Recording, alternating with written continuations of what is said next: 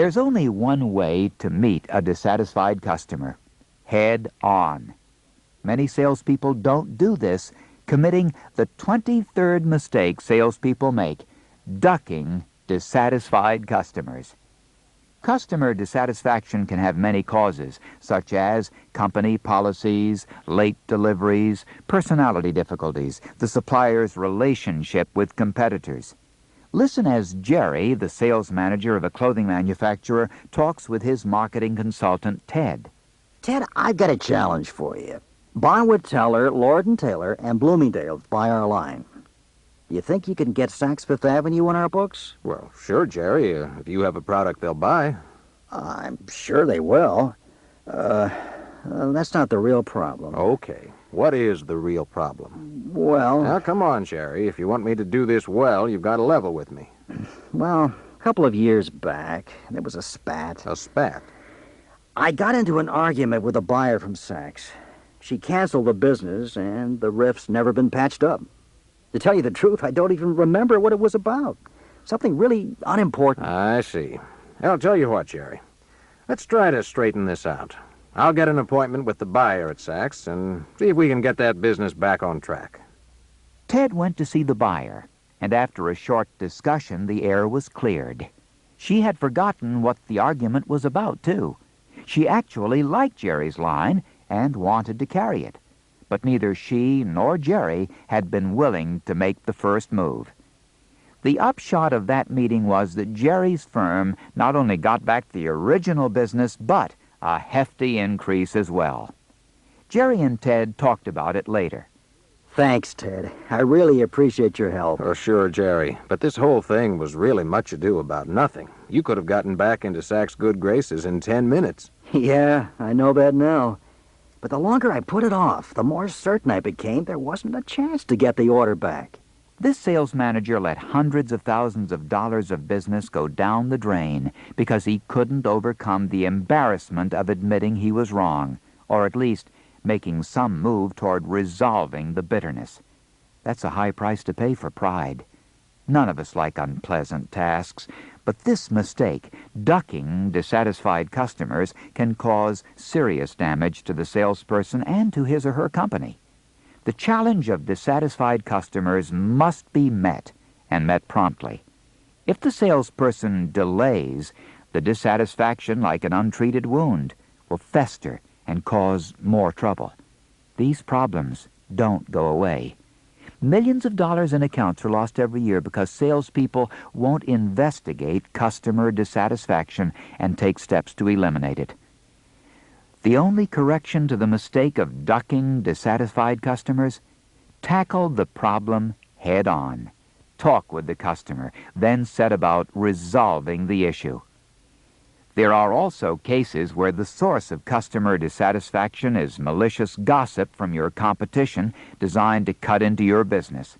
Unfortunately, many buyers who should know better are ready to believe the worst about a company without having all the facts. How can you handle this type of situation? Again, you have to turn the dissatisfied customers into satisfied ones. Produce facts that prove the rumors are unfounded. If you discover that some of the rumors are true, whether it's a matter of production, price, delivery, service, or promotion, bring the problem to the attention of the right people in your company. It's a mistake to overcome customer dissatisfaction by wrapping the competition, even when they sow false rumors that hurt you. The customer is likely to think you're using the competition as an alibi to cover up your company's mistakes. Act as if you had never heard that the competition was responsible for the customer's poor opinion of your firm. Another mistake is to try to counteract the opposition's mudslinging with a few tosses of your own. It isn't worth it. Customers and prospects resent such tactics, and the prospect may be a user of the competitor's product and will probably defend it to back his or her own judgment. And be sure not to blame other salespeople in your firm when a customer complains. Buck passing is not a game that salespeople should play in handling customer gripes. The best approach to handling dissatisfied customers is to listen to each complaint, determine its validity, and then take action. Sometimes it requires no more than an earnest chat with the buyer to convince him or her of the real situation. Whatever the cause, the first move in correcting customer dissatisfaction is up to the salesperson. Let's review the steps you can take to avoid the mistake of ducking dissatisfied customers. Meet dissatisfaction head-on with honesty and objectivity. Remember that problems are often minor. Tackle the problem now. Little issues can get magnified with time. Don't pass the blame to your associates or counteract your competition's mudslinging by throwing some mud of your own. Customers won't appreciate these tactics. A customer who is dissatisfied in the morning can be your loyal friend by afternoon if you handle it right, and you'll win the customer's respect in the process. Don't duck the problem. It'll be there waiting for you the next time.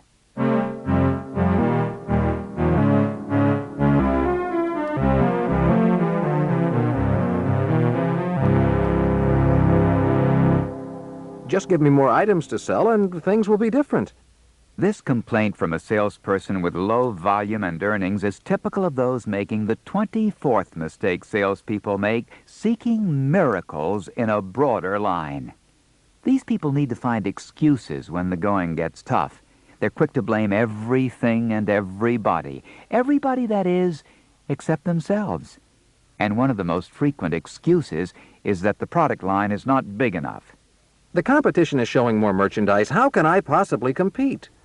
This is a common mistake of salespeople, the belief that a wider product line is a panacea for poor earnings. But a broad line can make it impossible to concentrate on any one item, and a lot of energy is spent trying to understand and do justice to each item. And when a company spreads itself too thin, the timing is right for the competition to move in with one or two highly specialized items at a good price and knock the first company's products right out of the market. Selling power depends on more than simply offering the prospect a huge grab bag. In many instances, company officials rely on the salesperson's advice on increasing the product line. Before attempting to guide the firm, however, you should carefully consider the whole picture. At times, of course, a new product is indicated. If you feel this need, remember that you're covering only one segment of the market. Therefore, it's better to approach management with some caution, as this salesperson does. There seems to be room in my territory for more widgets in our line. I thought perhaps you might want to toss the idea to the other salespeople for their opinions, or have our marketing people make a survey. This shows a responsible attitude and also enables the salesperson to avoid being the goat if the suggestion is a flop. Remember that in 99 cases out of 100, quality pulls more weight than quantity.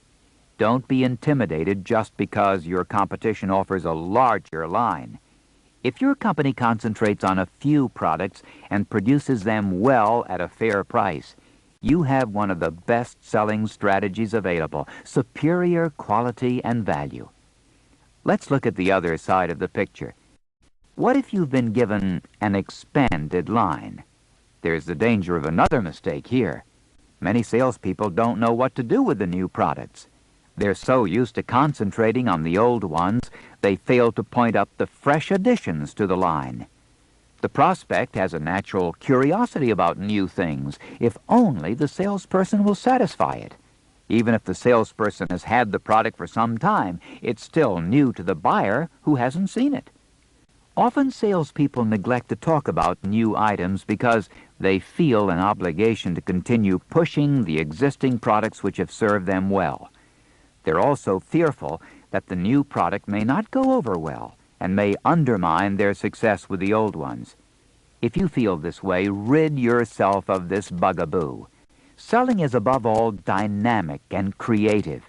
New products, new ideas, and new selling methods are challenges you should meet with open arms. Today's new product may be your most successful item in 6 months. If you can break down your own resistance to the new item, it's only a question of time before you sell your prospect on it. All this points up 3 basic factors in selling. As the seller, you must sell yourself before you sell the product, new or old. A good product and a dynamic sales presentation are usually enough to offset the expanded line of your competition. A broadened line in itself is no assurance of increased sales and earning. Don't look for miracles in a broader line. Before you ask your company for more products, make sure you're doing a proper job of selling the ones you have.